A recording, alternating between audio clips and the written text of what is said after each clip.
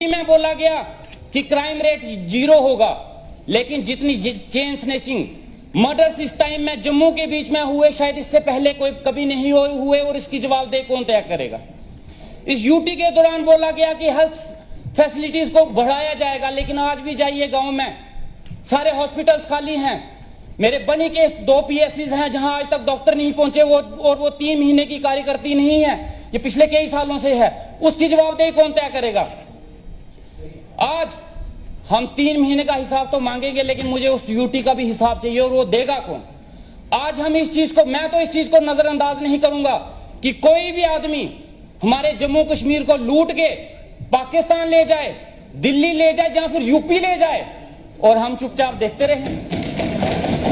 यहां पे लोग बाहर से जब यहां पे काम करने के लिए आते हैं ना जनाब, उनको देखना सुखड़े हुए बुरी हालत, और जब यहां से जाते हैं ना ऐसे फिटे हुए होते हैं, क्या हालत, उनके चेहरे भी लाल हो जाते हैं। और हम लोग जो पहले से अच्छे हंसते कट्टे थे, आज उनका वजन देखो 30-40 किलो पहुंच गया है। मेरा इलेक्शन के दौरान 17 किलो वजन तो मेरा कम हो गया, जो आज तक नहीं पूरा हो पा रहा। ये तो हालत हमारी यूटी में कर दी गई, इसका हिसाब किताब कौन देगा। यूटी बनाने के बाद मुझे बताया जाए कि किस चीज का हमें फायदा हुआ है। हाँ, मानता हूं एक चीज, रोड के बारे में ये बात करते हैं, बोलते हैं हमने रोड बनवाए, ये बोलते हैं श्रीनगर में हमने मिलिटेंसी कम की, तो ड्रग्स किसने बढ़ाया, बेरोजगारी किसने बढ़ाई, यहाँ पे जो दंगे फसाद हुए वो किसने करवाए। वो भी तो फिर उसकी भी तो हिम्मत रखिए ना बोलने की कि वो भी सरकार हमारी थी उस समय। अच्छी बात आएगी तो बोलेंगे हमारी सरकार है, जब बुरी बात आएगी तो बोलेंगे जनाब ये कोई और ही कर गया। तो वो और है कौन, उस और को सामने तो लाया जाए हमारे।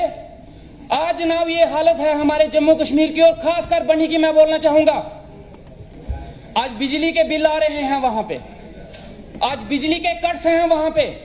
मेरे कम से कम 5 पंचायतें ऐसी हैं जहां पे बिजली, यहां पे हमारे शाहीन साहब ने बोला, यहां पे इन्होंने अपने बारे में बताया कि मेरा इलाका बहुत पिछड़ा है। इनकी बात सुन के मुझे एक गाना याद आ गया, दुनिया में कितने गम हैं, इनका गम देखा तो मैं अपना गम भूल गया। लेकिन भाई साहब मैं फिर भी बोलूंगा, मेरा इलाका आपसे भी पिछड़ा है। ये बिजली की तारों के लिए बोलते होंगे जनाब, मेरे तो बिजली के पोल ही नहीं लगे आज तक। हमारी 5 पंचायतें ऐसी हैं, और वो 3 महीने में नहीं हुआ है, वो पिछले कई सालों से है जहां बिजली के पोल नहीं लगे आज तक। उन लोगों ने लकड़ी के खंबे लगाए, अपने पैसों से तारें खरीदी और लगा दी, और लाइनमैन पहुंच गया बिजली का बिल लेने।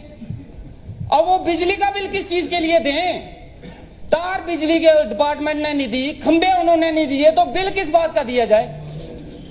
जल शक्ति मिशन की बात हो रही है, ये 4 महीने पहले शुरू नहीं हुआ।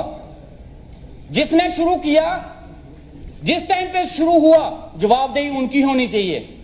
ये प्लान्स जब बने, जिन्होंने बनाए, जवाबदेही उनकी होनी चाहिए।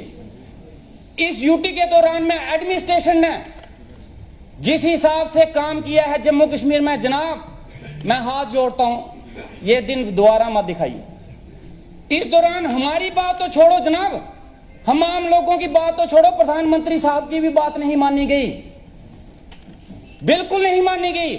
हमारे LG साहब की भी नहीं सुनी गई। हमारे वहां इसका जवाब है, सवाल है, लेकिन मैं फिर से अभी बोल देता हूं। हमारे वहां एक लड़की ने गुहार की, छोटी सी बच्ची 5वीं में पढ़ने वाली, एक स्कूल की डिमांड कर बैठी और प्रधानमंत्री साहब के पास पहुंच गई। और मन की बात एक प्रोग्राम आता है। पहले मैं कंफ्यूज था कि वो मन की बात है किसकी, किसके मन की है, हमारी है या प्रधानमंत्री साहब की है। लेकिन उसके बाद पता चला कि मन की बात वो लोगों की सुनते हैं, अपनी ही नहीं करते हैं। उस लड़की की मन की बात सुनी गई। उसकी मन की बात सुनने के बाद प्रधानमंत्री साहब ने रिएक्ट किया कि ये स्कूल बनेगा, और उनकी बात सुनने के बाद एडमिनिस्ट्रेशन भागी, हाँ हम स्कूल बनाएंगे। 2 साल हो गए आज तक वो स्कूल नहीं बना। हमारे प्रधानमंत्री साहब की भी वो मन की बात एडमिनिस्ट्रेशन ने इग्नोर कर दी, तो आम लोगों की क्या हैसियत है जनाब। और भाई साहब वो इतने सालों से आपने क्या कर लिया, वो तो बता दो ना, आप बताइए ना आपने क्या कर दिया। उस स्कूल का एक कमरा ही बना देते। हमारी छोड़ो भैया, हमारी छोड़ो, इस प्रधान, और भाई साहब मेरी बात सुनो, हमारी छोड़ो, प्रधानमंत्री साहब की इज्जत रखने के लिए कमरा बनवा देते। वो हम बनवाएंगे ना, बनवाएंगे जनाब, देखिएगा हमारे कार्यकाल में बनेगा, जरूर बनेगा और अब बढ़िया बनेगा। इतना ही नहीं, हमारे वहां पे एक दरिया है, वहां पे स्कूल के बच्चे बह गए। एलजी साहब ने बोला कि 2 महीने के अंदर अंदर यहां पुल बनेगा, आज तक वो पुल भी नहीं बना। एलजी साहब की बात भी नहीं सुनी गई, तो जनाब हमारी बातों की क्या औकात है, हमारा क्या सुना जाएगा। हमारा ये हाल था कि एनआरएचएम में रह के हमने डिमांड की थी, एक बार 3-4 महीने के लिए टर्मिनेट कर दिए गए थे। उस टर्मिनेशन की सैलरी भी नहीं मिली है। मैडम अगर हो सके तो प्लीज सैलरी रिलीज कर दीजिए, बहुत मेहरबानी होगी अगर आपकी सैलरी रिलीज हो जाए हमारी, तो प्लीज देखिएगा उसके बारे में। ये हालत हुई है। इस दौरान में जिसने बोलने की कोशिश की गई उसकी डिमांड तो पूरी नहीं हुई है, लेकिन उसके ऊपर लाठीचार्ज जरूर हुआ है, अच्छा खासा लाठीचार्ज हुआ है। उसको बोलने का कोई हक नहीं था, कोई बोल नहीं सकता था। इस यूटी से हम ही परेशान नहीं है, परेशान ये भी हैं, लेकिन मजबूरी है, नहीं बोल सकते। समझ गए ना, मजबूरियां होती हैं कुछ की, नहीं बोल सकता इंसान, वो इनकी मजबूरी मैं समझता हूं। यूं ही कोई बेवफा नहीं होता, कुछ तो मजबूरियां इनकी भी रही हैं। तो चलो कोई बात नहीं, लेकिन मैं चाहता हूं कि स्टेट बने। और बड़े से मुद्दे हैं, जैसे एनआरएचएम का मुद्दा था, मैं एनआरएचएम से आया हूं, मैं चाहूंगा कि एनआरएचएम के ऊपर कोई पॉलिसी बनाई जाए। काफी देर से लोग जो हैं एनआरएचएम में लगे हुए हैं, लेकिन आज तक उनकी कोई जॉब पॉलिसी नहीं बनी है। आज भी वो लोग जॉब पॉलिसी के लिए तरस रहे हैं, और कुछ नहीं हो तो मैं चाहता हूं कि उनकी सैलरी बढ़ाई जाए। उसके बाद अभी एक बरसात हुई है जनाब, एक बरसात हुई है, हम पानी के लिए बात हो गई। अब मैं डरता हूं कि अगली बरसात ना हो जाएगी। एक बरसात में हमारे रोड्स के और जो पिछले रोड्स के काम चले हैं उनकी पोल खुल के आ गई है बाहर। एक भी रोड एक भी डंगा अपनी जगह पे नहीं है, सब बह गए हैं। अब मुझे फोन पे फोन आते हैं कि जनाब रोड खुलवाओ। अब मैं रोड खुलवाऊं कैसे? अब मुश्किल ये आ गई है कि अब रोड खुलवाने हैं।